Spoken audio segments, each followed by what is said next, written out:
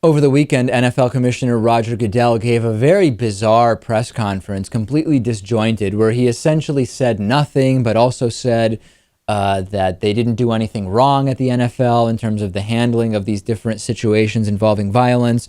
And Howard Stern's Benjy Bronk, who often infiltrates New York City area press conferences around actual political issues, showed up there, and this happened on live television. Yes. Miguel Marquez. I'm Benjy. What's going on? What are you doing? What are you doing? Don't take me to an elevator. Don't take me to an elevator. Please. Don't take me to an elevator. Please. Okay, we're going to CNN. Sorry about that. I had nothing to do with that. Mr. Goodell, Miguel Marquez from CNN. Yes.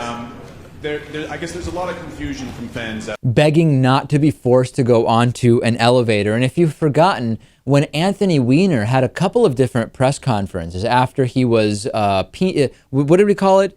To penis, or tweenus, to tweet your penis, something like that. Yeah. Right. And he showed up at a couple press conferences, and then he asked what were some pretty funny questions as well. This is Benjy Bronk, if you've forgotten about him. Message, but I certainly wouldn't obviously do the things that I have done that led me to this place.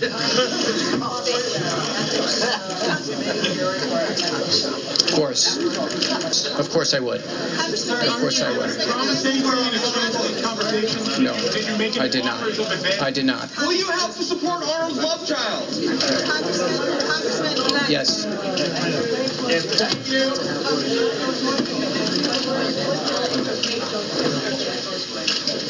They were inappropriate. They were part of consensual, exchanges of emails, and I don't want to violate the privacy of the women who were involved, but it was clearly a mistake and one that I deeply regret. Thank you. Were you fully erect? What made you decide? Were you fully erect or were you? Anthony Weiner taking any and all questions, taking full responsibility. Right, his three questions there. Are you shocked that Arnold Schwarzenegger had sex with such an ugly woman? Will you help to support Arnold's love child? And were you fully erect in the picture you tweeted, or were you capable of more? I like this not because the subject matter of the press conferences isn't serious. There is a very, very serious problem here with the NFL's handling of these different violence issues. This is not at all to take away from the importance, but rather because when proper protocol, or what is supposedly the proper protocol, is interrupted, I love seeing the reactions from everybody around, the security people, the person who's trying to speak. And all of these things are typically so carefully choreographed to go a particular way. It's fascinating to me when a monkey wrench is thrown into that. I love looking at the speaker in those situations. Of course, the vast majority of the time, they do absolutely nothing, wait for it to pass, wait for the person to be out of the room, and just continue as if nothing had happened.